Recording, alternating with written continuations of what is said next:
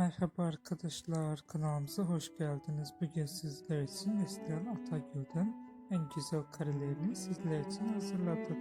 Neslihan Atagül, Yaprak Dökümlü, Kara Sevda ve birçok dizilerde rol almış ve herkes tarafından çok beğenilmiştir. Biz de sizler için onların en güzel ve en özel karelerini hazırladık.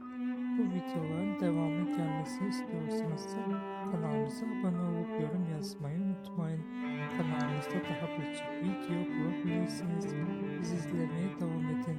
Herkese teşekkür ederiz.